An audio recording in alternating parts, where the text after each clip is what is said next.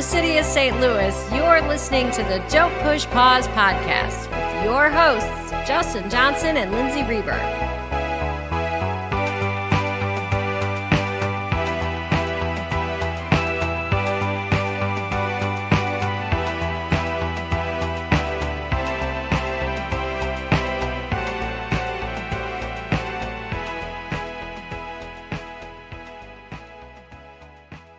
Welcome back to the podcast. Welcome back, everybody. Hi, Justin. Hey, Lindsay. If you notice, we sound different again. We are continuing to do our remote recording for the podcast. We did a lot of pre-recorded episodes, so that's why it's such a far time into the pandemic that you're just now hearing us remotely. We swear that we have not been hanging out. Yeah. We couldn't even do this 6 feet away. Yeah. But we're making it work. How much we high five all the time too. Constant high fiving, totally. And I got a new mic for this episode. Last one we did, we were using a different mic, satellite mic for me. So I don't know. It's all just trial and error, but we are determined to bring you this podcast because we love it so much, and we love these movies so much. Well, our movie this episode is 1990's Tremors, which, it's its 30th anniversary. That is a good enough excuse for me alone, but I also really love this movie. This was one of my kind of ones that hit right when I was that age to, get into, some fun monster movies. So it's such a movie that you could watch at a sleepover, no matter how old you were, or something that'd be on Saturday afternoon and you get sucked into it. And something that anybody, no matter your age, I feel like that this being a PG-13 movie, maybe there's a little iffiness there, but really, I think anybody can watch this. I'd show this to an 8-year-old, really.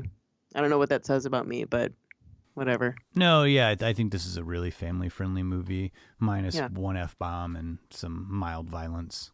It's pretty mild, yeah. So we're going to get into Tremors, a lot of behind the scenes. We'll talk about the special effects. There's a lot going on in this movie, all practical effects. And if you listen to this podcast, you know that we love our practical effects here. And somehow we always manage to hit on these first movies by a director, and this is one as well. It was Ron Underwood's first big studio feature, so we'll talk a little bit about him and about how this movie came to be and his friendship with the writers. And of course, one of the strongest things about this movie is the cast of characters, so we will go into the cast and talk about character dynamics, tone of the movie. Why do we care about this? Why should we care about this movie, and what makes it so fun? And we'll talk a little bit about the reception of the movie, as well as a tiny bit on the franchise. This movie really spawned quite a franchise with multiple sequels and a television series as well. There's one coming out this year, isn't there? I believe so. Well, it might not now, but yeah, there's one in the works for sure. Yeah. So we'll talk about the franchise. And yeah, a lot of Tremors talk. After our discussion on Tremors, we'll get into our picks of the week. I stayed heavy with monster movies with the 1997 movie, The Relic. I cannot wait to hear about this. I remember the movie cover when I worked at a video store, and I am fairly certain I actually haven't seen it. So I'm going to need to, when we can be around each other, Justin, I'm going to need to borrow this one. Yeah, it was a first-time watch for me last week. I'd never seen it, and somehow I feel like I kind of missed it. I don't really remember that movie being out, so I took a chance, and I don't know, I really enjoyed it. That's awesome. And kind of strange, too, because the movie, my pick of the week, I did Raising Cain, and I hadn't seen that. I'd seen it once before, a long time ago, and this was basically felt like a fresh revisit for me, too. And this movie is connected to Tremors by way of Galen Hurd, the rock star producer of Tremors and The Abyss. I mean, what movie hasn't she done, really? So The Relic and Raising Cain. Totally, all of these movies, I love that we do these picks of the week because they are so different. Yeah. Well, as always, we'll round things out with our Murray moment. But before we get into our first clip from Tremors, Lindsay, can you just give us a lowdown on what's the story of this movie, this monster movie? Of course I would. So Tremors focuses on these local handyman, Earl and Val, who make ends meet by doing odd jobs for the folks of Perfection, Nevada, population round about 15. Now, feeling stale and like they've just been doing the same thing for years, this duo look to hit the road and start fresh in another town. So, this movie's set up kind of like a mystery versus a horror movie. They come across unexplained deaths and are physically blocked from leaving town. And realizing that the terror is coming from beneath the ground, Earl, Val, a seismology grad student studying nearby, and the rest of the town battle massive, seriously terrifying subterranean beasts which hunt by sensing vibrations in the ground and have snake like, real nasty tentacles coming out of their ghastly beaks. Really, really grotesque creatures. So nasty. Well, thank you for that, Lindsay. Of course. We'll get into our first clip from Tremors, and we'll come back. We'll talk about it. Alrighty. You know, I think they shoot right out of its mouth, and they hook you, and pull you right in. Good thing we stopped it before it killed anybody else. Look, this is important, you know. This is like, well, let's just say it. This is probably the biggest zoological discovery of the century. Hey! Hey, check this out! I found the ass end! Jesus, we really caught something here!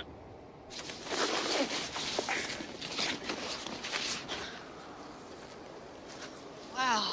Man, that's one big mother. This must be the old boy had your seismos working overtime. Yeah. Yeah, it must push itself along with these.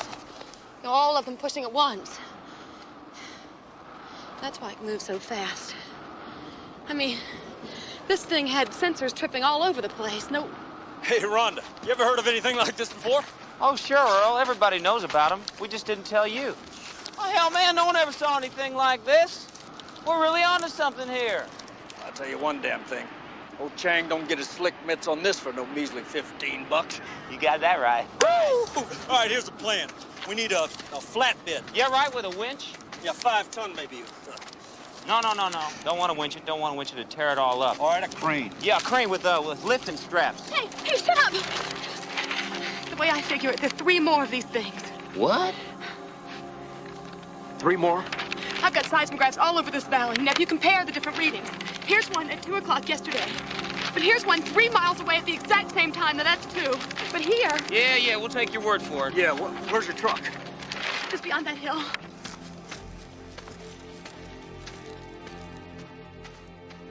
So like we were saying in the beginning, Tremors was the first studio feature from director Ron Underwood. Tremors actually came to be because of his longtime friendship with writers Steve Wilson and Brett Maddock.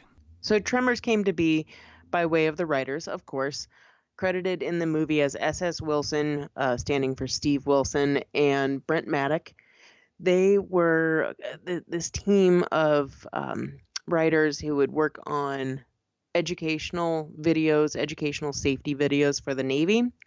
And so they've been doing this for a really long time. And as the story goes, the story of Tremors is that they were filming out in the field one day and were on this boulder in the desert and just thought, you know, what would happen if there was something on the ground and we couldn't get off this boulder?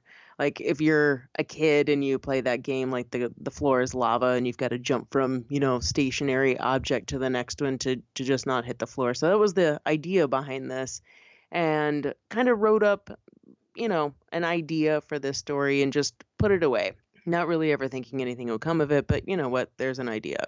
Fast forward a little bit, and these guys are responsible for writing the movie Short Circuit, which was a huge success when it came out. I believe it was in '86. So Short Circuit did really well, and their agent just said, okay, guys, we got to strike while the iron's hot. Like, what other stories do you have? And the first thing that came to their mind was what they had called Land Sharks, which would soon come to be Tremors. And they shopped this around a little bit and pretty much studios really weren't interested in it. It just kind of, no one was really just interested in a monster movie at that time. Nancy Roberts gives this movie to, or lets Gail Ann Hurd take a look at it, and pretty much immediately she takes to it and gets Universal to sign on. So Steve Wilson and Brent Maddock get Ron Underwood on board, and they had worked with him before, and as we said before, this was his first feature film. He had been doing educational videos for National Geographic, and it had 100 or so under his belt, so he wasn't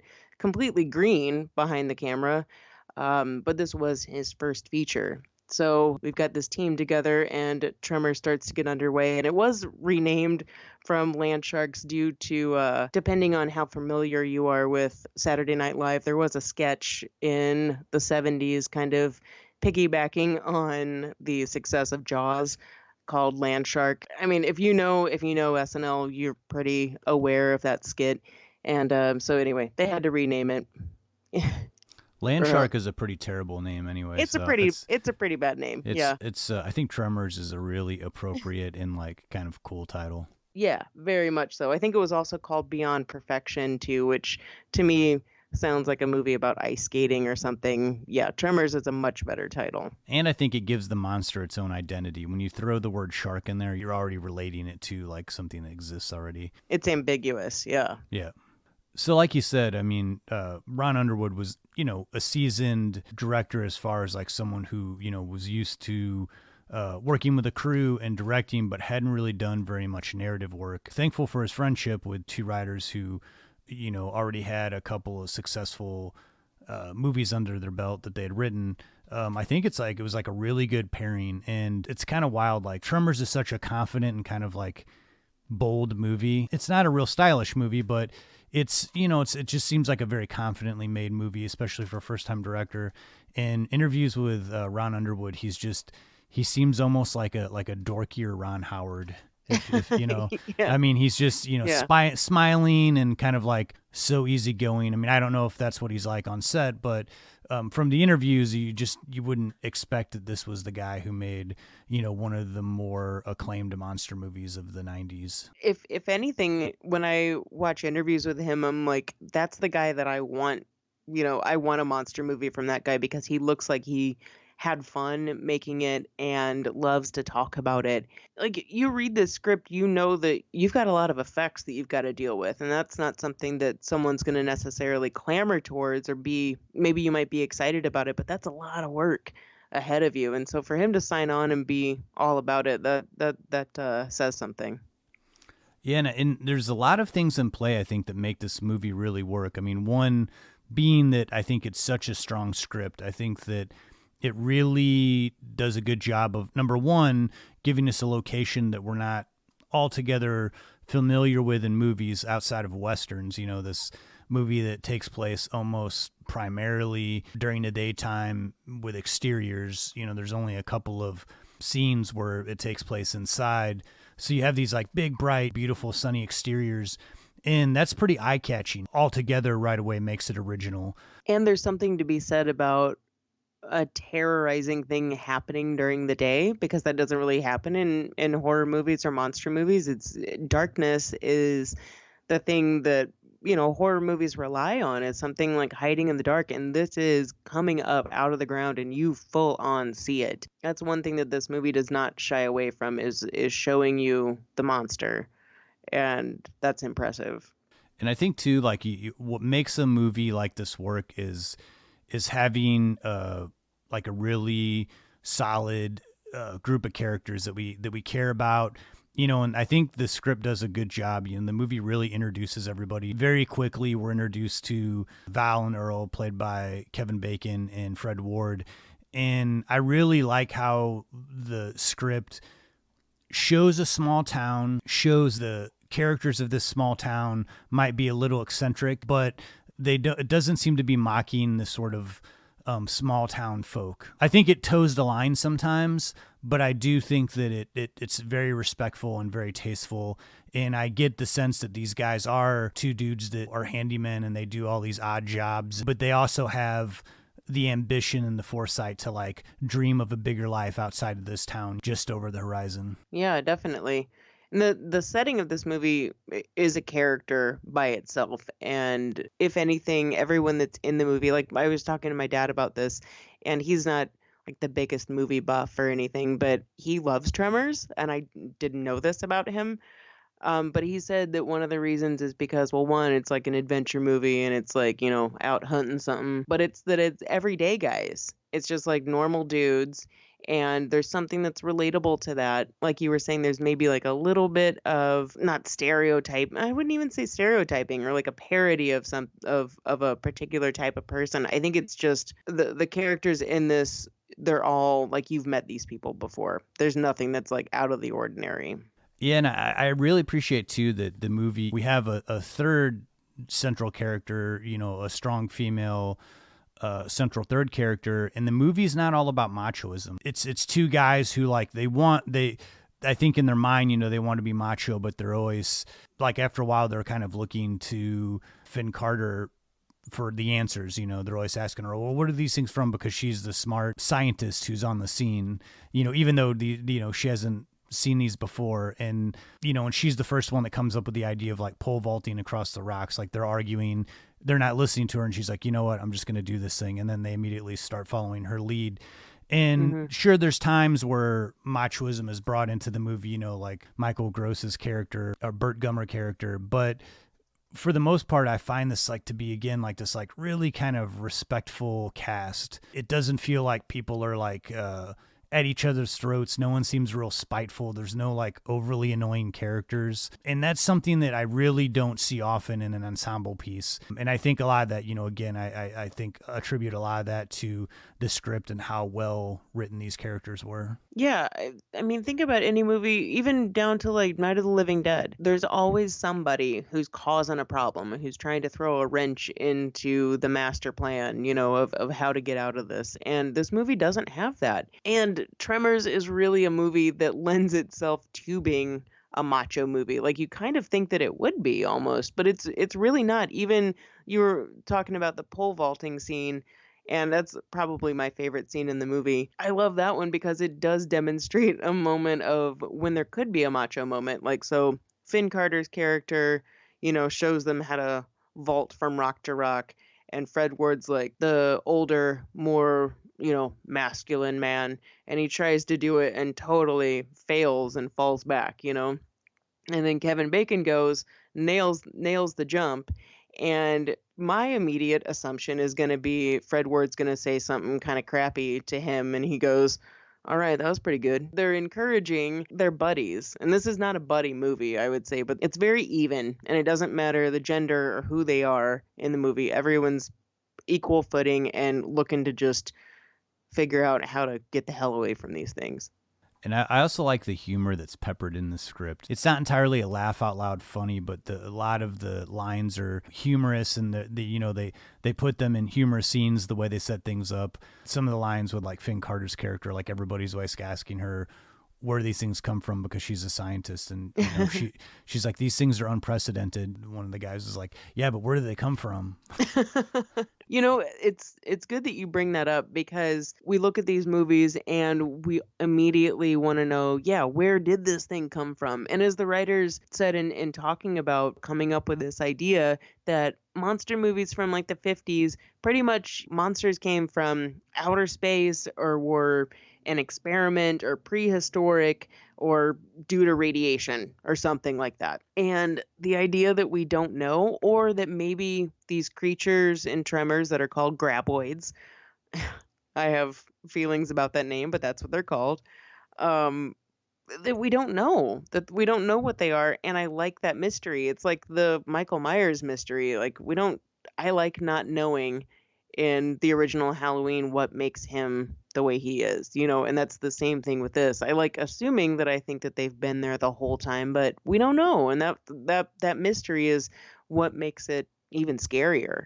Yeah, and then think too, it avoids the movie having what you see in so many monster movies where somebody, like, the movie stops so they can explain everything that's happening and how they're going to have to kill it. In this one, there's a slight evolution with the story in that, they have some stumbles along the way, and the end climax sequence, when they get out on the rocks, the movie's already established them being stuck out on the rocks before. So I love that the climax is like real quick, and you're not really expecting, you don't know what's going to happen when Kevin Bacon, starts running and, and throws the bomb. And there's a part of me that's like, no, man, don't get rid of your only bomb too. And I love that they bring the stampede. It came to me. I love that I always love it when a movie brings something back from the very beginning, whether it be like a line or not even like in a, like on the nose foreshadowing way. Just like, I always find that to be very satisfying. No, I mean, it helps tie the story together when you start out with something in the first 3 minutes of the movie, and then the last 3 you bring it back to that. And whether you strayed far away from that or what, it gives it this sense of being complete. I think the other thing with Tremors is what we're talking about here is when you have a movie that's so out there and seems like there's no way that this could be based in reality, it deals with these graboids like they are reality, and there's nothing that really takes you out of that. And I think not explaining it or not trying to give them a story, it's more just a movie that's based on reactions, like how you would react in the situation. And do you really have time when you're battling for your life to give a crap about where they come from? No, you're not going to care. You know what I mean? There are a lot of instances in this which I feel go on human instinct, which is going to just make you go right along with the ride and not question the reality. Right. Well, before we go to another clip, we wanted to talk real briefly about the special effects in this movie. I mean, we've talked so many times about digital versus practical. We're obviously big fans of practical effects over here. Don't push pause. And I think this movie is a really great example of doing, some very low budget effects to great payoffs in the movie. Not showing the creature that much, I think, benefits, kind of showing something getting sucked under the ground, or like when the guy's jackhammer gets dragged across the street, when he my second favorite scene. I love that scene. When he drills into the tremor. Effects are supposed to make the universe, these monsters seem believable, and I think that there's a really good balance of like just showing you enough of the monster to know that it's real, that it's a danger that exists, without showing so much to where we go, oh, well, that looks fake. Yeah. And with a lot of these things, when we don't see the graboids, these effects are somewhat simple. Like the scene you were talking about with the jackhammer, that was a track that was lightly under the surface, that once that jackhammer goes into it, it's pulled under the ground, and it looks so cool, like from how we see it on film, but it's also relatively easy on how that was accomplished. And even something as terrifying as thinking about the monster coming at you underneath the ground and underneath some floorboards, and it coming at you, like this giant hump. That's a buoy that's underneath the dirt being pulled, but it's not what we see, and it's terrifying. And it's terrifying because we see enough of the monster that exactly what that thing is. And with that said, I don't know about you, Justin, but with all of the movement that we see that the graboid doesn't do, that the creature is pretty stationary when it does come up out of the ground. It lunges, this and that way and comes up and whatnot, but it's pretty stationary for the most part. But it doesn't make it any less terrifying because we see it moving underneath the ground in all these other shots. I also think it benefits, not so much with the special effects, but the fact that there's like multiple Tremors. There's not just one singular monster that they're trying to defeat. So we have these opportunities to see like 2 or 3 of them, and they're causing this destruction. One's in this part of town and one's over here. I love that you call them Tremors too, because you can't help but that's the name of the creature. The Graboids. The Graboids. No, I want to call it a Tremor too, because I like that name better than Graboid. But no, I love that you call them that. That's all. Now, this movie being basically all practical, it was all practical effects. There's nothing digital in this. This is another example of a movie that I don't know, and I've known this the whole time, especially in doing research, that there were plenty of miniatures used in this movie. I'm not a special effects person. I don't know how to make that. I wish I did. But man, I am duped every time. Like I know when the miniatures happen. I know when there are matte paintings in the background, but dude, I can't tell the difference, and it's because it's done so friggin' well in this movie. Yeah, miniatures to me, they blow me away. Like the work of miniatures in movies. Not to go too far off the rails here, but Grand Budapest Hotel is a perfect example of like using miniatures to create an amazing effect of, you know, all the camera movements in the hotel, that being just like a big model or like a little model of a real hotel. Like the attention to detail and all of this, and for something that's maybe 3 seconds on screen, the amount of work that goes into it is just astonishing. And even going from one shot that you're looking at the actors and it messes with your perception, and because you accept like looking in this one shot of looking at the actors, and then the camera swoops over and you don't even notice it's like a flawless cut. It swoops over to a miniature shot. It's unbelievable how seamless a lot of these scenes are in Tremors. And it can be overdone, but I'm still a sucker for the point of view camera of the monster or killer that's attacking. You know, you seeing their point of view swooping underneath, you know, coming up towards Yeah. somebody. It's, I mean, that's just a great camera technique, and I think it works every time when it's, you know, used tastefully. If you're going to use POV shots, this is the movie to do it in. Yeah. And also, we got to make mention too, not to destroy any idea of what these graboids are, but the little tentacles that we see in the movie so many times, those are all hand puppets. I mean, not all of them. A lot of them are animatronic and like controlled by like remote control, basically. It's so real. How does it look like that? It looks like between the artistry of creating that and then knowing that someone's hand is in there and it looks that terrifying. Man, and it's not even that it's quick cuts, you know, and they're cheating something by, you know, just it being a quick scene. We see this creature a lot, and man, it is you know, this movie's not terrifying or anything to me, but it is a great monster flick. Yeah. And I'm very thankful that the movie was made just before sort of like the bad digital age of effects, because I think it just got in under the wire of like being a movie that's still, you know, even watching it, you know, these last few weeks, still is a real solid movie and like still looks really good. I mean, the effects hold up. Yeah. And with this too, there's a lot of times, like Justin, you know, I'm not the biggest fan of Westerns or really dry settings in movies for some reason. I know. But for You're some like, reason, before we start this podcast, you're like, we're not doing any Westerns. If you're cool with that, I'm down.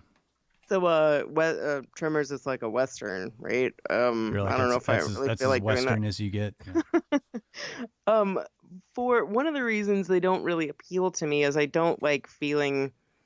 I feel like I have dry mouth, you know, after I just feel like I can't deal. I need like a gallon of water after I watch that, and that's my problem. One thing that I like about Tremors is that there's this perfect balance between the graboid being, for all intents and purposes, it's like a giant earthworm slug dinosaur like thing that lives in the ground.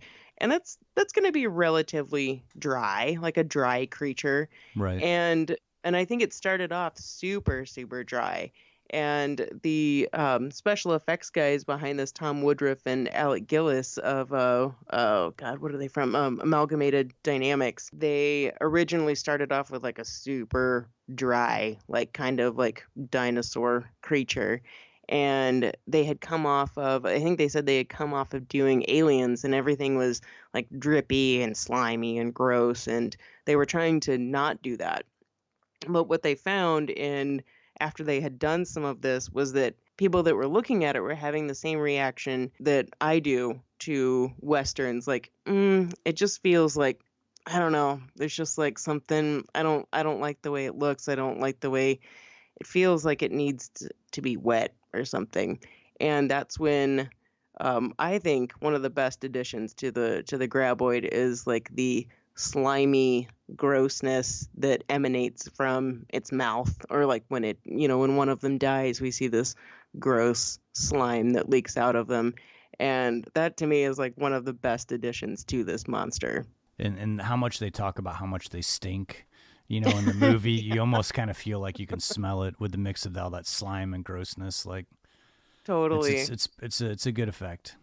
And I think we should tell our listeners a little bit of what a lot of that slime and gore, not to take the mystery out of anything, but I do love what that slime and gore is primarily made out of. Yeah, once I found out that a lot of it was made out of the inside of pumpkin guts, like I can really see the pumpkin now. Whenever the Graboid gets smushed on the rocks, you kind of see that orange goop. Yeah, like pumpkin with cotton stuffing in pantyhose.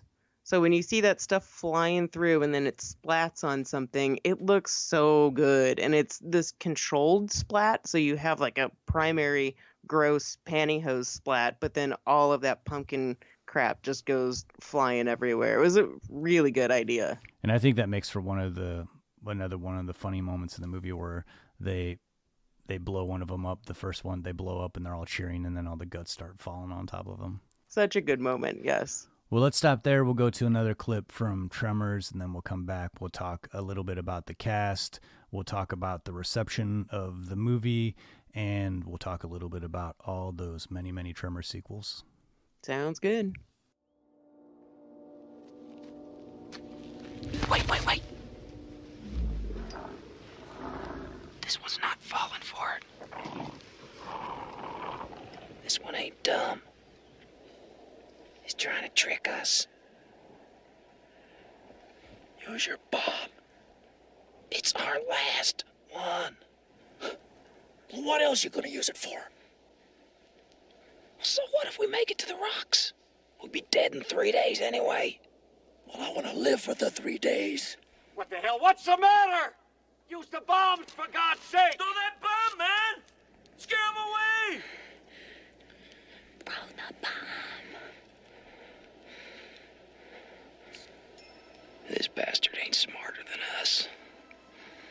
For Christ's sake, Val, I'm gonna go for it. Go for what?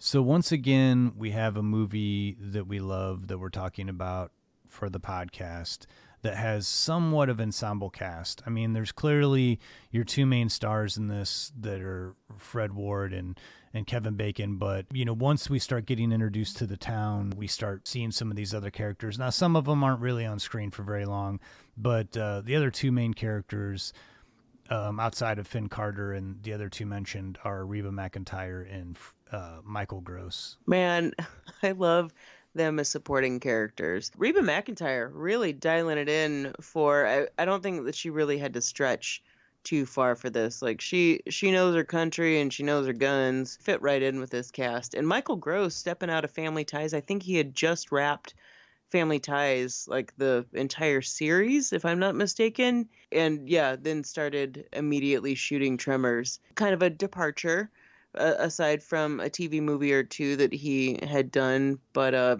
definitely a good, not parody, I would say. I'd say that Burt Gummer is somebody that I came across in my youth in southern Missouri, most definitely. Yeah, this sort of like gun-loving guy who's like, almost excited for World War III to happen so he can use all the stuff he's been buying over the last 3 decades. I can name at least 2 people off the top of my head who I know have armories in their basement. So, yeah, this guy exists for sure. And his wife, who is just as gun-loving and ready for anything, Reba McEntire. I love the equal partnership. Again, another partnership, having a man and a woman being equals. Like, there's no real... He's macho in his own broy way, but it's not putting her down in any ways, and that's really cool. Yeah, it's wild to me that this is Reba McEntire's first movie role. I remember in one of the interviews with director Ron Underwood, he was saying when he was casting it, the studio said, hey, you know, there's this recording artist, country music artist, Reba McEntire, who's really huge. She's been thinking about getting into acting. And he said he was kind of a little bit put off because he was worried about, you know, oh, we're just going to throw someone in here because she, you know, is a recording artist and hasn't had any experience. And he said right when he met her, he knew she'd be perfect. And she really is. She just has this like natural way about her, though it's hard for me. I don't know if you get this at all. I can't shake it when I'm watching Tremors. It's like Reba McEntire, which I'm assuming is just her like sort of natural way she talks and her vibe. It reminds me of, it's like Holly Hunter in Raising Arizona is like channeling Reba McEntire in Tremors. Yeah, I could totally see that. Reba McEntire is just being herself, though. You know? And just where she's where her husband, played by Michael Gross, and Fred Ward kind of get into it, or you know, they're like fighting, and she's like like, come on, honey, come on, I know. Yeah, he thinks he knows everything. Just calm down. I love that though. Isn't that like a perfect like dynamic of a relationship though? She's like, Bert, you didn't even get any penetration with the elephant gun. There's so many good lines and delivered with such sincerity that their sincerity adds the humor to it too.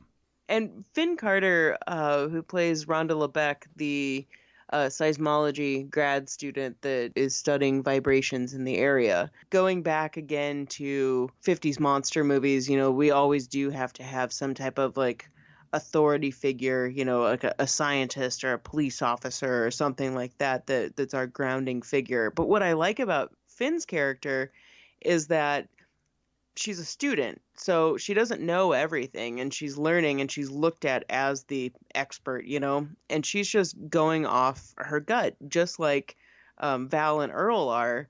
And again, that adds to this whole equal footing thing. And so it's this idea that we don't have an authority figure in all of this, and that everybody really has to come together. And Finn's character is very well developed. She's not a damsel in distress or anything like that. All of these characters are so richly developed. And I know that for Ron Underwood, someone, you know, coming to a feature film for the first time, having that kind of set in stone that you can bank on all of your actors really bringing their A game, that was something that he was really hoping for this movie. Yeah, and my absolute favorite character in this movie is the Earl Bassett character portrayed by Fred Ward. I talked about Fred Ward a little bit when my pick of the week was Southern Comfort, and he's solid in that. He's solid in the right stuff, but I think he really brings the perfect level of the Southern gentleman mixed with like a little bit of quirkiness, mixed with like, you know, the everyday man character. My dad said that that's his favorite character in the movie, and I said, well, Dad, that's you. That's you. If you were in Tremors, you would be Fred Ward. You're just like, you're the guy that I know is going to figure out how to get me out of a jam, and no matter how we're going to do it, it's going to be the smartest, most practical thing, and if we don't get out of it, we're gonna go down trying, you know. And I think he gives off some of the most humor, and I love that he's like the voice of reason to sort of the younger, cockier Valentine, played by Kevin Bacon. And Kevin Bacon, I've toggled between, is Kevin Bacon known more for Tremors or Footloose? To me, it's Tremors, but I know to some other people it would be Footloose. I think that it's split. Like, I think that there's probably a generation that's maybe 10 years older than us that will forever see Kevin Bacon as like the Footloose character. To me, like 90s Kevin Bacon is like the Kevin Bacon that I love, starting with Tremors, and Tremors is kind of like the role that I think I'll always, you know, be signature to my mind with like Kevin Bacon as a lead. Yeah, I mean, there was definitely a switching point, and I think that did start with Tremors, and I think really kicked into high gear for him in the 90s when he was in JFK with, like, everyone else in Hollywood. Yeah. But that really, like, that set into motion more weightier roles for him that showed a little bit more versatility in his acting. Like, for me, I think I was set up to always be a little annoyed with Kevin Bacon because I remember him from my youth in Animal House, and he sucks in Animal House. Yeah. I mean, not his acting or anything, his character, but who he evolved into in the 90s and beyond. Like, yeah, I mean, I think that's with anyone that starts off so young. Yeah, his career has definitely gone through an evolution, and I'm sure he's probably very proud of that these days. And I really one of my favorite roles of his is River Wild. I think he plays a really good kind of like menacing bad guy. Yeah, that's a good movie. I've thought about doing that for a pick of the week if it ever comes up. I like that movie a lot. Yeah. And sort of rounding out the cast, a lot of tiny bit parts. I'd really like to make mention of Victor Wong, who plays Walter Chang, who owns the general store and also is the one who dubbed them Graboids. Yeah. He's always popping up in, a lot of 80s faves of mine, like Golden Child, Big Trouble in Little China, Prince of Darkness. And I think he brings a nice eccentric kind of quirkiness to the store, and that's their meeting place. And of course he goes down like Quentin Jaws is the one that gets eaten alive by the tremor. His death is so good though. Like he should be that's a real good terrible death. It's worthy. And Victor Wong, I love seeing him in movies. He's always a great addition to films. One little thing that I was happy to discover and didn't know until I was like halfway through it and was like, was that so-and-so? Is the character of Nancy, who's a mom in town and played by Charlotte Stewart. And I didn't really realize until I was like, who is that? And I was like, Charlotte Stewart. Wait, Charlotte Stewart is Henry's girlfriend from Eraserhead. So if you know Eraserhead and that weird movie that we've done a podcast on, that's Nancy in the movie. I love that she is in Tremors. And her daughter is the few years younger version of Lex from Jurassic Park, played by Ariana Richards. A lot of these people that had bit parts in the first Tremors come back for Tremors 3, including... was it Tony Gennaro, who played Miguel? They bring back Ariana Richards. They bring back 5 people from Tremors 1 for the third Tremors. And I thought that was a pretty good move, Yeah, why not come back? I mean, no matter if your movie's going to, or, this franchise is going to direct a video, not having a big theatrical release, that there is an audience for it that wants to see them. I mean, hell, why not? The audience is out there. People want to see the story no matter how it evolves. I really enjoyed Tremors 2. I really liked it. I like that Fred Ward gets his chance at romance. His sidekick was not my favorite part of the movie, but as a story and as a sequel to the great first one, I really liked it. But it does show, along with many of the other sequels, the things that worked in the original Tremors that were somewhat lacking in some of the sequels. For me, like I did the deed. I watched just about every Tremors movie over the last, 3 weeks here. Luckily, they were all on Netflix right along the time we were doing this. Yeah, Tremors 2, I enjoyed it. I thought that... I agree with you. What it lacks in character, it makes up for story. But the characters, as the Tremors movies went on, they just get more and more cartoony. And they kind of keep going back to the Burt Gunner character, who is a fun character in the first Tremors movie. I don't know that he makes like the best like central character. And he kind of like from part 3 on kind of is the main focus, is him kind of just doing what he does. And that's like getting bigger and better artillery to like blow up Tremors. And as the movies go on, they honestly, I almost think in descending order, like as they go, they get worse as each one goes on. I mean, don't they usually with every sequel? Yeah, I mean, the only thing I'll say with Tremors 3 that kind of surprised me was that they went back to perfection. They, brought back some main characters, but that movie was really drawn out and there was a lack of story. But I did like that they brought back a lot of the characters, that we grew to like in the first one. But Fred Ward, like, he only made it to part 2. I think after that they were kind of these like pretty low budget straight to video and kind of relied heavily on like pretty bad digital effects. And the last one that came out that I saw, which was Tremors: A Cold Day in Hell, I believe was the subtitle. Man, it was really tough. It was really tough to get through. The fourth one, I'll give it credit. It tries to do a little something different, and it's a prequel, so they go back in time, and it's kind of like more old-timey atmosphere. But again, a lot of the other ones, man, they kind of lack good story, and they lack the rich characters that we had in the first Tremors. There was a television series that came out, I want to say it was 2003. The series isn't terrible. Yeah, I enjoyed the series more than I did the sequels, though.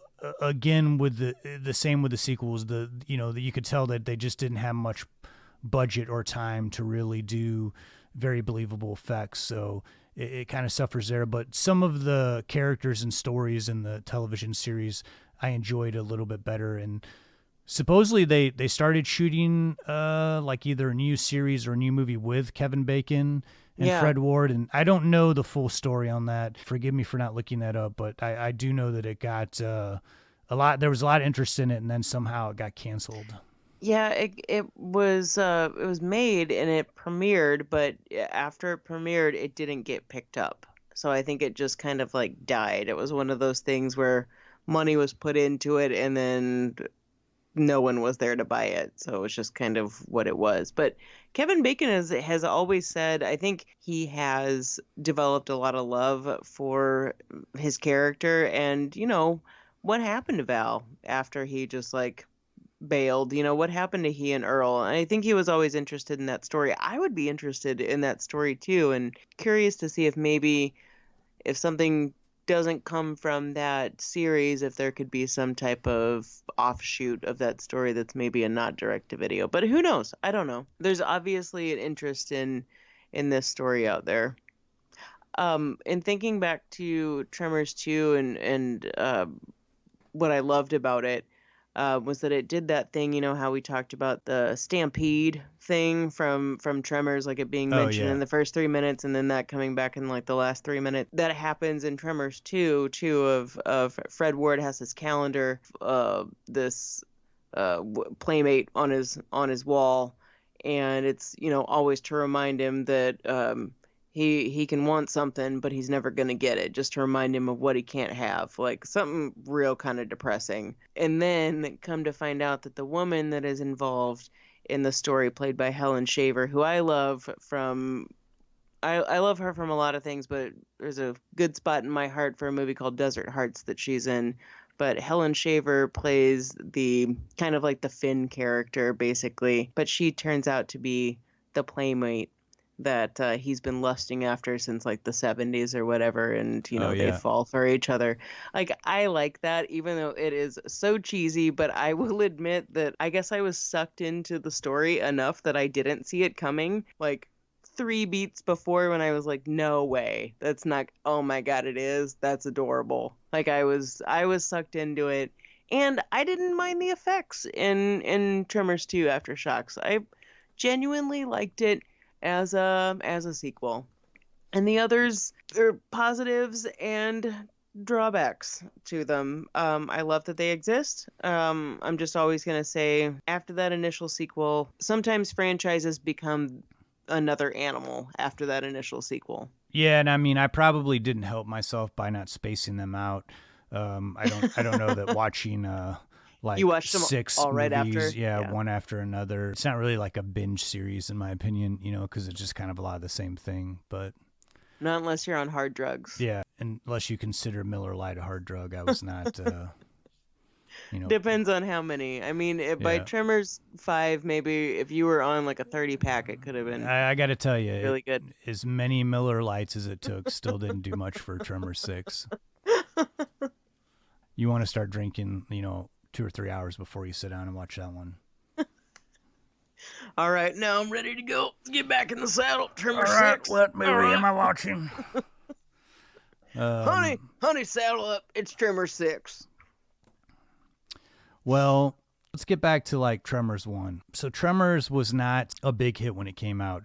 It wasn't necessarily like a total bomb, but it didn't really do a whole lot at the box office. But it was one of those movies that really made a huge impact on VHS. And I remember this, the poster for this movie, I think, is one of the last great 90s or really movie posters. Like the 90s, sort of mid-90s on, we kind of went into the movie posters that had like just the big pictures of the faces of the actor or whatever. But I distinctly just seeing Tremors in the video store and like it coming up out of the ground and the tagline and them above the ground with just Tremors across it really big. I've always loved that poster. It is really good and very effective. And like the movie in that I know that I'm going to watch a monster movie, but the poster doesn't terrify me, but I'm really interested and I want to know what that giant thing is under their feet. Yeah, it's a beautiful poster, just like the movie. The movie is gorgeous too. But I think the movie really suffered from what most, I think, monster movies suffer from, and they're always hard to market because it's like, you don't want to market as too funny, you don't want to market as too scary. Is it a horror movie? Is it a comedy? Is it, sci-fi? And I think that's always the struggle with trying to get a movie like this out to the public. And when you watch it now, it seems so clear, like, oh man, this is, it's comedy elements mixed with like a really classic monster movie. But I think at the time it came out, that probably wasn't the best idea to try to sell the public on. Is like, we're going back to the 50s. This is popular in the 50s. We've improved on the 50s monster movie. That just wasn't a way to sell the movie. So because the trailer to this movie is like, man, it's pretty rough. It's not a real enticing trailer if you've seen the movie. There was another thing that they were saying that could have been a drawback to why the movie didn't perform so well when it came out. And when it was initially due to be released, it was given an R rating, and that was due to not sex or violence. It was due to the usage of the word fuck, and it was like 20 times or something like that. And so that gave it an R rating, which automatically limits your viewership, or like who can go without a parent, to go see this movie. Like I was saying at the beginning of this, I would let an 8-year-old watch this movie, but I think that actually might have something to do with what they decided to do to get a PG-13 rating, which was to take all of the fucks out of this movie except for one. And I guess it was, in the spirit of how it was said, and it was very quick and it kind of like a momentous moment, and it can be glossed over. Just taking 19 of those words out gave it a PG-13 rating, which automatically gave it a bigger audience and made it, more quote unquote family friendly. However, that did add 2 months to the time from when it was initially supposed to be released. It added 2 more months on top of that. So if we already have marketing coming out and then your movie doesn't come out until an additional 2 months after that, it's kind of like there's been this lull. There was this afterthought lull. Yeah. And that's going to make an impact, unfortunately. I love that they went with a PG-13 rating, and by eliminating all the F-bombs except for one, we were able to get creative variations of the F-word, such as mother humper. Yeah. And another thing, too, is I tried to look for this. I don't see any. It was overdubbing and re-edits. Some of that is dubbing, and they are saying the F word, but I don't see it. I don't see it. Yeah, I love it. I kind of like that. I kind of like that it's like a wholesome type movie. And by saying mother humper, you're adding humor to it, too. Oh yeah, 100%. I love that line. Yeah, it is. It is pretty funny. Well, let's stop there. We'll come back for some more Tremors talk at the end of the episode, but let's get into our picks of the week. So I stayed heavy with the monster movies with The Relic, but you went for De Palma's Raising Cain, which I think is one of his more original movies that he wrote and directed. I'm really glad that you say that. I'm glad you think so. I love a good, taut 90s thriller, and lucky for me, that entire decade was littered with them. Some were better than others, for the most part. I think that they were pretty formulaic, but the subject matter, the twists and turns, those are the things that made each one distinct, even if you only remember them for one scene. So, revisiting Brian De Palma's Raising Cain, which was produced by Gale Ann Hurd, who did Tremors, which I said before, I went back to look at this one, and I kind of stalled out. I couldn't remember really what Raising Cain was about, and it was a lot different from what my brain did remember. I must have been too young to really appreciate De Palma's direction and was left feeling like this movie belonged back in the 1960s days of Hitchcock's Psycho or Michael Powell's Peeping Tom. Raising Cain follows a respected child psychologist, painfully perfect, vanilla family man named Dr. Carter Nix, played impeccably by John Lithgow. Carter decides to take some time off work and be a stay-at-home dad while his wife starts straying from their relationship, starting to take back up this affair that she entertained years prior. As she's become disinterested in their marriage, she's also not noticing that Carter's almost clinical style of at-home childcare is devolving into more of like a psychological study of their daughter, while she also has zero idea of his lifelong struggle with multiple personality disorder, and mixing Carter's presumed to be dead child psychologist father, who's re-upped his interest in kidnapping children for experimentation, and who is also the sole reason for Carter having at least 3 other personalities. This story might sound complicated. Okay, I get that, but I assure you, this psychological thriller takes every opportunity to spell out what is exactly happening in the movie. For me, the number one reason to watch it is John Lithgow. He plays 5 different people in the movie. 4 of them all reside within the lead character of Carter Nix, and also the dastardly black hat wearing, so obviously the bad guy, psychologist, child napping father. Lithgow is always a solid actor in anything he's in. I feel a theater actor like him could be probably the only person who could believably pull off a role like this, too. Brian De Palma's vision for this movie may not be for everyone, but I certainly found it to feel fresh, even if it was kind of intentionally pulling from a Hitchcockian influence. I texted you, Justin, I don't know if you remember this, when I was watching it, I think the 3rd time around, and said that I really felt like that Raising Cain came from like a 60s horror style, like including, using slanted framing of shots to indicate that something's amiss. And I know that that's used still in movies like nowadays. But this idea puts us on uneven ground and this feeling that something is wrong. But this inspiration isn't solely limited to cinematography or style choices, although that is a huge part of Raising Cain. The movie's also a soap opera. It's over-dramatized. It's this whole style that really aids in making you feel like you are indeed watching a movie. There's at no point where you feel like this is, really happening in my reality. It feels like a movie. Anyone remember how Clive Barker's Hellraiser kind of feels like this at times? Like super soap opera-like? Well, Raising Cain has a lot of these moments too. It's certainly an almost unseen style choice, I think, more so these days. It was really big in the late 80s and 90s. This movie does have a bit of camp to it as well, which ties right into that, melodramatic atmosphere. I can get down with this, but this camp aspect can take people out of the reality of the movie and create this sense of cheesiness. But if you, maybe sense some dark humor in the movie, you're certainly not wrong and had to be intentional. It's just up to you whether or not you can be down with watching this. The minimal usage of sharp, hurried music, except for like crescendo, eye-widening moments, really stands out to make moments in the movie, like make the audience question their sanity of what's really happening in the movie. But there is also this alarmingly noticeable absence of music in the movie too, which only emphasizes tension.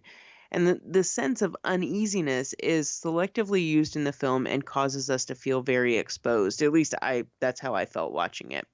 Significant moments where the music kicks in to highlight haunting, minimal times where we're writing just this one note on a violin. It really just makes you feel so wound up and like something's going to happen. In the thriller genre, Doesn't even matter like what decade. There's generally a moment where everything is explained, whether it's, the killer, a doctor, a character that's been holding a secret motivation for the entire premise of the movie. There's always this moment.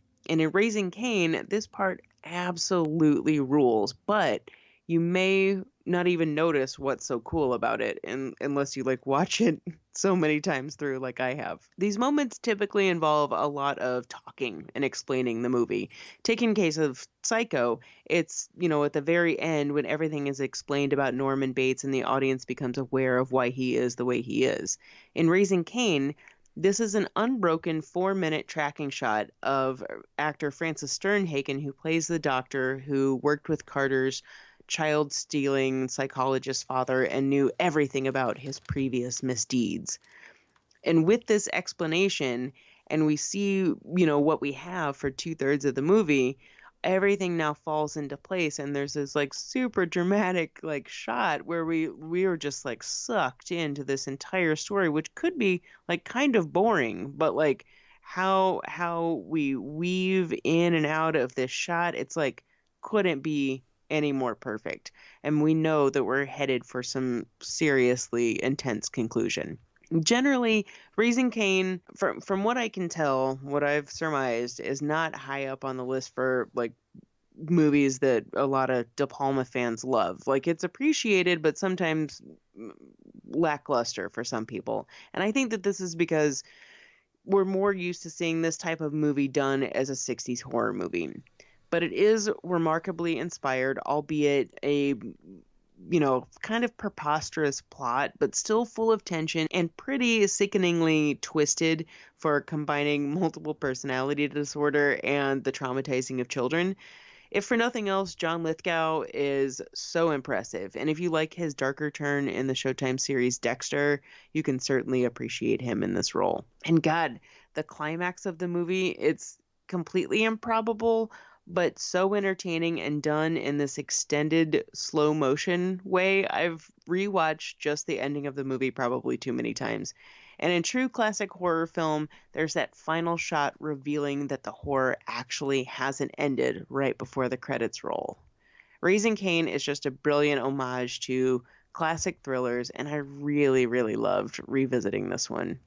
Yeah, it's a great pick. I really, really feel like that's a movie that utilized John Lithgow's quirky, menacing vibe that you saw a little bit more in the Dexter season 4, but I think he just does a great job of almost kind of hamming it up in Raising Cain.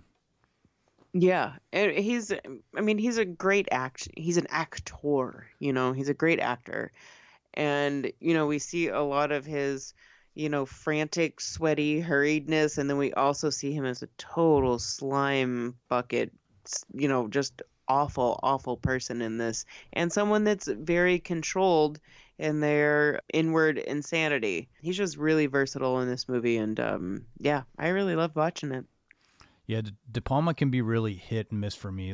His misses I really can't get into, but he's got some really bright moments in his career, and definitely Raising Cain is up there on the list. All right, it's time to tell me about The Relic. So The Relic, this was a movie, I gotta tell you, man, I don't really remember it coming out, and I know that it was a bomb at the box office, but it's not one that I honestly remember. I don't know how this one slipped past me, but watching it this last week, I was really into it. It's definitely a typical monster movie in a lot of ways, but I think that it's a really intelligently and really well-made monster movie. It was directed by Peter Hyams, who his career is all over the place. The guy's done a lot of sci-fi stuff like Outland, 2010. He's done comedies like Running Scared. He made one of my favorite Jean-Claude Van Damme movies of the 90s with Time Cop.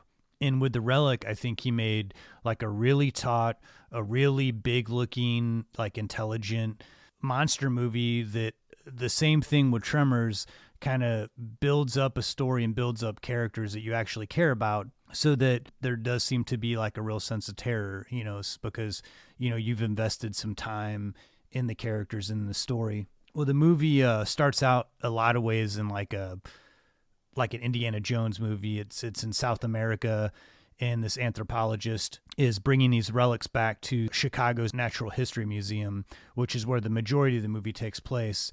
After drinking this strange concoction that the natives had given him, he disappears. And when the boat that he is bringing back the relics on shows up in Chicago with everybody on board has been beheaded and parts of their brains have been sucked out. The lead detective on the case, played by Tom Sizemore, tracks the investigation to the Chicago Natural History Museum because one of the guards there in the middle of the night is mysteriously killed, and he's also been decapitated and his brains have been sucked out. So there's a connection here that the detective is trying to investigate. Meanwhile, we have a story with Penelope Ann Miller, who works at the History Museum. You know, we kind of get invested in her story because she's up for a big grant. One of her coworkers is also up for the grant, and so there's a little bit of rivalry there. So we get a little bit of insight on the, setting up the story of the museum because they have a big exhibit coming up, and that's, they have a big opening night. A lot of their funders come, so it means a lot of money for the museum. And the movie kind of like reminded me of this pandemic because the detective's like, no, there's danger in this museum. We need to shut it down. A lot of the rich people are saying, no, it has to, this is a big night for us. It has to go on. And ultimately the rich people get trapped in the museum with this creature, this monster creature, because they allowed parts of the museum to stay open. So we have this monster movie where the location, I think is kind of an interesting, like, they're trapped in this huge museum. The detective and also Penelope Ann Miller's character is trying to figure out exactly what this creature is. They start understanding that it's connected to the anthropologist in the beginning who came back from South America, and he has somehow mutated a little bit into this creature that feeds off of like a specific kind of plant, and when it can't get that, it feeds off a specific part of the human brain. And this thing is pretty gruesome looking. It's sort of looks like a mix between like some sort of like prehistoric boar with weird tusks, and it's the movie starts out not being that gruesome, but toward the end of the movie, there's a lot of beheadings. This thing's like chopping people's heads off and like sucking their brains out. And it's pretty nasty. The special effects were done by Stan Winston, who did, the Aliens, the Predator movies, Jurassic Park. And so these are pretty, I think there's a mix of practical mixed with digital, and it looks pretty good for a mid-90s movie. It looks pretty good. But man, they were definitely going for some like gross out effects. The last 30 minutes of this movie are kind of like a full-on action-packed, them trying to kill the monster trying to kill them. But overall, there's some good subplot. There's good story here. There's good acting. It's all the makings of like, I think a really, for the most part, kind of like this classy, intelligent monster movie that you normally didn't see. I mean, the 90s were full of like sort of B-movie-ish sci-fi monster movies that generally were kind of like a rip-off of Alien. And certainly you can say the same for this movie, to say it's like, it's the same movie except for instead of a spaceship, they're in a museum. But I think there's a little bit more to it than that. I think that there's some good character development. I think that there's good subplot. And I think it's like a really finely executed monster movie that has some genuine scares, some genuine like gross out moments, and just a lot of entertainment value. Man, yeah, I know all of the like actors, of course, in this movie, and I know like I've seen the trailer, but I've never seen this, and this is something that's completely up my alley. I would watch this movie in a heartbeat. It's good. It sucks you in, and that's what I love about it. It's a movie that sucks you in and then gives you, packs the punch in the the third act. And Penelope Ann Miller and Linda Hunt teaming up for another movie since Kindergarten Cop, if I do remember correctly, too. And Tom Sizemore, I think, always does good at like sort of like a grizzled type detective character. He's always grizzled. Yeah, always grizzled. Has that. I love his voice. Yeah, it's like kind of soothing. Like I would want him to give me some pillow talk at the end of the evening, but I would also like be kind of scared of him a little bit. Yeah. But highly recommended. If you haven't seen The Relic, you can rent it on Amazon Prime. I actually had a free credit on iTunes, so I rented it there. Well worth the rental. Yeah, I'm thinking I might pay. I might not wait for this to be free somewhere. I might just pay to rent this actually tonight. Yeah, it's not one that I ever really hear talk about, and it's not one that I see pop up. But I was usually when I'm watching a movie, I'll put on Facebook like this is what I'm watching or whatever, and one of my friends texted me in the middle of me watching the movie and was like, "Oh man, Relic scared me so bad when I was a little kid. I haven't seen it since then." But I really like. It's not a movie. I wonder if like many people have seen it because I just never really hear it talked about, and it's shocking to me that it's one that I don't remember from back in the day. So those are our picks of the week: The Relic and Raising Cain. But let's keep moving on. Here's your Murray moment.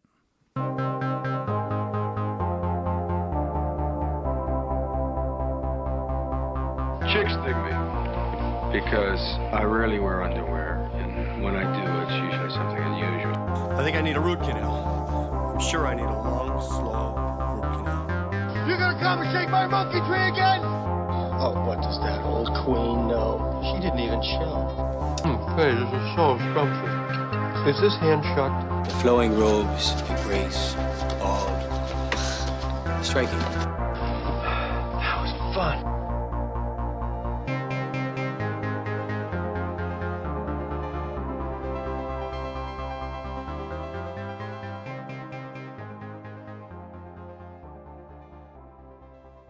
Now, Tremors got me thinking of Americana music for this Murray moment.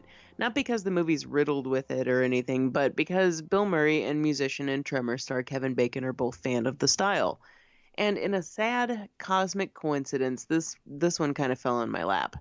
On April 7th, beloved folk musician John Prine died from complications from the COVID-19 virus, and video tributes of his songs befell the internet, including one from Kevin Bacon and his wife Kara Sedgwick with a sweet little rendition of John's song "In Spite of Ourselves." You should check that out if you can. It's might pull some tears from you. Remembering that both John and Billy are Chicago boys, I thought of a story I heard Billy once tell a couple years back about the musician. When Billy was first at Second City, John Prine was playing at the Earl of Old Town, literally across the street from the legendary Second City Theater on North Wells Street. John remembered seeing those golden early days of the formative theater troupe with Billy, John Belushi, Brian Doyle Murray, and Harold Ramis, just to name a few. I'd never held a job for as long as I had held that job, so that was a very exciting time for me, Bill said of those days. He remembered walking into Second City one day and seeing John Prine's name still proudly displayed in the window of the Earl, like announcing who's playing that night. My God, he said, that guy John Prine's still working. He worked the same sort of hours. So you just think, I wonder what's going on over there. So sometimes when John and friends would be playing late, the Second City folk would stumble on over and see some live music. They'd be playing a little longer, Bill said, and he'd see them after they had completely manipulated the crowd. And there were men crying and smoking and drinking, and there were women who were just adoring, and you'd go, ugh, musicians. They worked their ways on people, but that was a great period in Chicago. John and Bill's paths would cross from time to time. Bill even appeared with John and the bluegrass band featured in 2009's Get Low, the Steel Drivers, at the Grand Ole Opry to cover Prine's song Paradise. Bill always felt emotionally affected by John. In 2016, he even wanted him flown in for when he was ceremoniously awarded the Mark Twain Prize for Humor. And though his attempt was unsuccessful, Bill wanted John there because he felt like the man could make you laugh like no one else. And for those of you who aren't familiar with the storytelling master John Prine, many of his songs have the most earnest twinge of humor involved. But he's a musician, not a comedian. He's not really thought of as the latter. That said, after John died, Bill felt inspired to contact a buddy at the Washington Post to recount a story about how the man had affected him, something that he had actually shared a couple years before. In the story, Bill says that he was, for the first time in his young life, genuinely depressed. Not clinically, but he was a real bummer, a downer to be around. And this stemmed off of a breakup. I don't really know from whom, but I could secretly speculate. I had my heart broken, and for the first time in my life became depressed, like really, really, really depressed. I didn't leave my house. I just stayed in my house, and finally, I remembered something that Hunter Thompson said to me after a very long, long night. He said, well, we're just going to have to rely on John Prine for his sense of humor. Excuse my terrible Hunter S. Thompson impression there. Of he and Hunter, Bill said we were both deeply dark. And then he put on this John Prine record and thought, well, that's kind of interesting. He thinks of him, John Prine, as a humorist. Bill remembered this in the midst of his dark fog, and when he found this lengthy record of John's, Bill thought to himself about Hunter, man, who the hell put him in charge of who has a sense of humor? But then says, I listened to the record, and I listened to it, and finally, there's this song, Linda Goes to Mars, and I remembered reacting to it and going, huh, that's kind of funny. And that was it. That was the moment. That was the moment that Bill said he touched the bottom of his depression and started climbing his way back out. That was the beginning of his return. No person could make me smile. No person could make me glad in any way. I was a really unfortunate character for a pretty long time, Billy said. And that song, Linda Goes to Mars, that was the one that got me around. And after that, I came to know John and really realized what a wonderful gift was given. Now, John was a quieter fellow, especially shy in his early days. He admitted telling lengthy stories on stage because he was nervous about his singing and wasn't the greatest at tuning his guitar either, so sometimes he'd be up there talking and tuning upwards of 15 minutes. And personally, it's his storytelling, whether it's through talking or through song, that makes John Prine so special to me. His stories are so colorful, no matter if you like his style of music or not. You may remember back in the Murray moment in episode 39 of Candyman, me talking about when Billy was so depressed after his first improv class at Second City, and he bombed, and he just walked all the way to the major south side of Chicago.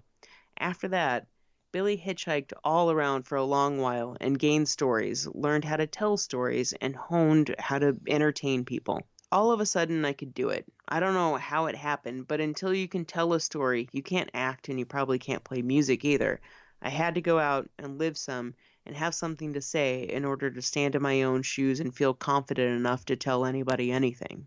I know this Murray moment kind of meandered around a little bit, but in the spirit of both Billy and Kevin Bacon being unified in their forever appreciation of John Prine, here's your little trip back in time to some moments which may help light the way when we feel we've reached the bottom. There's always humor in everything, right? Thanks, Fred. That was a sort of a bittersweet Murray moment. Yeah, they're bound to. They come up every now and again. It makes me appreciate Bill Murray and Kevin Bacon even more, though, that they have such a appreciation for John Prine. Yeah. And I think it's one of those things admittedly, I've known John Prine songs, but I've never really done a full dive into him until after his death.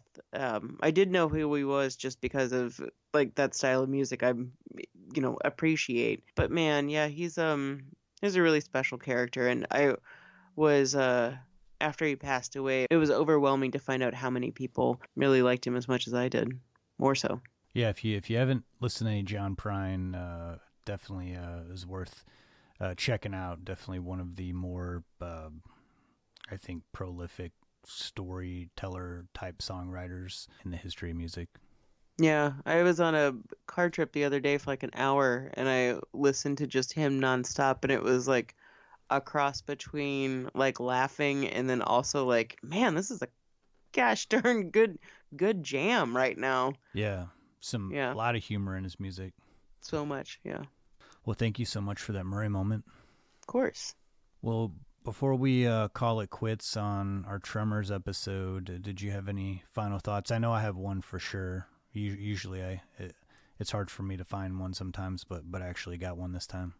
I know I usually have 87 too. Why don't you go first? Speaking of music, the score to Tremors is kind of interesting. It kind of has a big, intense score at times. And then it sort of has this country tinged kind of quiet score at times, and I think it really works. But strangely enough, the score was by two composers. The credited score for Tremors is Ernest Troost, who is the one who did a lot of the country type, sounds that you hear in the score.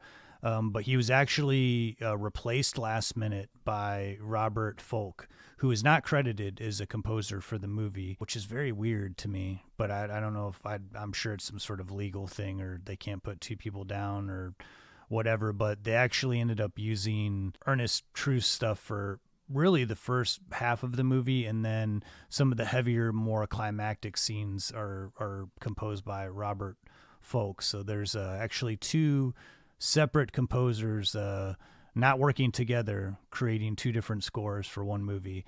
I think that's kind of wild. That's not something that seldom happens in movies. Yeah, that never happens. And kind of wild that, the main guy got replaced by somebody last minute, but he still got credit for the whole thing, which is strange to me because they're so different, but somehow they fit together. Maybe, I don't know. I feel bad. Robert Folk didn't get the credit that he was due for doing a lot of the composition for Tremors.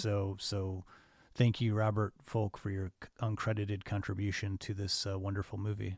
Yeah, we're giving him credit right now. And, I mean, that's pretty interesting. Like, go back and watch this movie and just look at it from a music point of view and see if you can notice the difference. That's pretty cool. Yeah, and you will totally notice it after this information, because there's the Robert Folk score, the big sort of really kind of what you expect out of like a big Hollywood score with like soaring horns and violins, and the Ernest Troost score is the like very more like harmonicas and almost like the mouth type weird sounds that you would kind of see in like a country movie, like a Western. I think that's pretty fascinating. Now I want to watch it again. That's the problem, is we record these episodes and then I just like want to watch all of the movies that we're talking about all over again. Oh yeah, it's kind of gives me a reason to keep watching. Like even last night, I was nice outside, so I just brought my little television outside and had a couple beers by the fire, and I was like, I'll watch Tremors one more time before we record. No, I watched Tremors earlier today again. Yeah, I don't know how many times recently I've seen it. My final thought is probably one of the more well-known stories, but just in case you don't know this, if you're unfamiliar with some behind-the-scenes thing, the fact that Kevin Bacon had a mini meltdown while not like while on the set, but when I guess the realization kind of hit him where he was in his career, in his life, and he's like, I'm in this B movie about underground friggin' worms. What am I doing with my life? What has happened to my career? And like totally had a meltdown about it. One, I can't imagine hearing that story and working with him on the movie as an actor or a crew member after that. And two, he totally owns that now and is like, yeah, I did feel that way, and now I credit Tremors with like everything in my career, and that was just how I was feeling at the time, and it is what it is. But I think if anything, that story can show that sometimes we don't know what's going to happen in our life, and like something that seems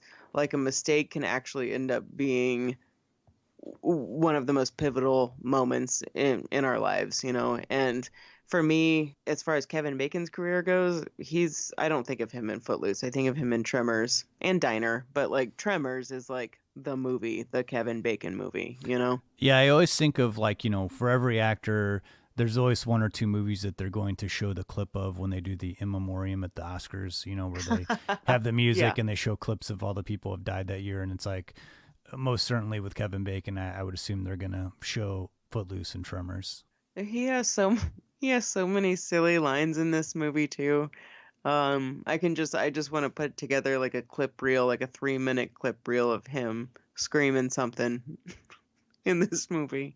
Well, I guess that's all we have for Tremors. We hope you've enjoyed our discussion.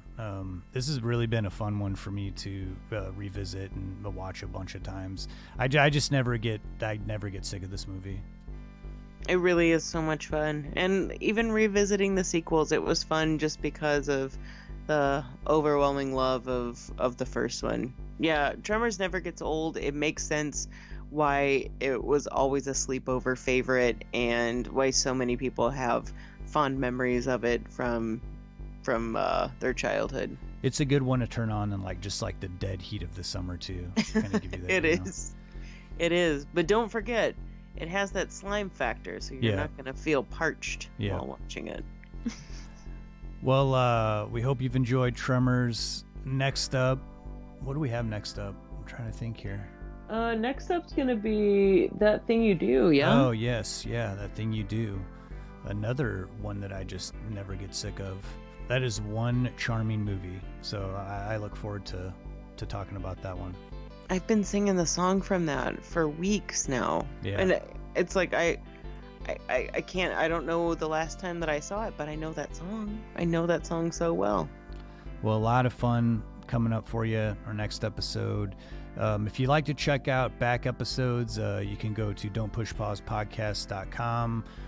We have all our old episodes archived there, as well as a merch store where you can buy some cool podcast merch, as well as other goodies like VHS keepsake boxes, movie posters, all kinds of stuff. Pretty much anything that we dug out of our memorabilia closet we threw up on there for sale, so we can earn money to help keep creating a bigger and better podcast for our listeners.